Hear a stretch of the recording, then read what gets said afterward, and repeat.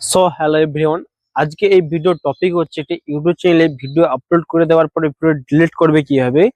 Delete করার জন্য যে কোনো ভিডিও হতে পারে, ওটা ওটা 1 সাল হতে পারে বা 2 সাল হতে পারে বা একদিনও হতে পারে বা 1 ঘন্টার ভিডিও হতে পারে। ওই ভিডিও ডিলিট করবে কিভাবে আমি একটি ভিডিও খুব সহজে ডিলিট করে দেখাবো। তোমরা এইভাবে খুব সহজে ডিলিট করতে পারবে ভিডিওটা দেখে যাওয়ার পরে। চলো, আমার ফোনের সাইডে স্ক্রিন রেকর্ডিং শো হচ্ছে, ডাইরেক্ট ফোনে আমি চলে যাই। আমার সাইডে স্ক্রিন রেকর্ডিং শো হচ্ছে, ওখানে আমার একটা ইউটিউব চ্যানেল ওপেন রয়েছে। ওখানে সরপাশের নাম এবং লোগো দেখাচ্ছে, সাবস্ক্রাইবার দেখাচ্ছে এবং আমার এই ভিডিওর 3টে ভিডিও আপলোড রয়েছে বর্তমানে এখন। ওইখানের মধ্যে একটা মাঝে যে ভিডিওটি রয়েছে 896 দিন 3 ঘন্টা আগে ভিডিওটি আপলোড করা হয়েছিল, ওই ভিডিও ডিলিট করে দেখাবো। এখন একটা ভিউজ এসছে এখন। ওই ভিডিও ডিলিট করার জন্য ফার্স্টে এখানে সবার নিচে যে অপশন রয়েছে কন্টেন্ট অপশনটি, ওখানে সিম্পলি জাস্ট ক্লিক করবে। 3টে ভিডিও এখানে আমার ওপেন হয়ে যাবে।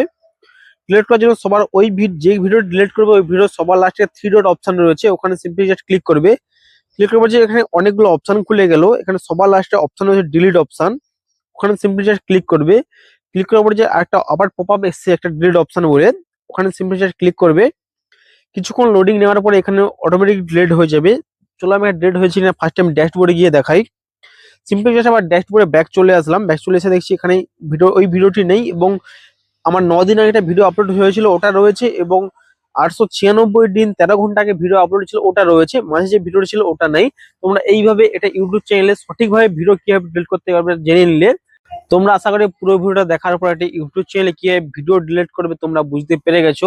চলো, এইভাবে তোমরা খুব সহজের মধ্যে ভিডিও ডিলিট করো এবং আমাকে কমেন্ট করে বলতে পারো তোমরা কি টপিকের উপরে ভিডিও দেখতে চাও। আর ভিডিওটি ভালো লাগলে লাইক কমেন্ট শেয়ার করে দিয়ে যাবে আমার নতুন চ্যানেল।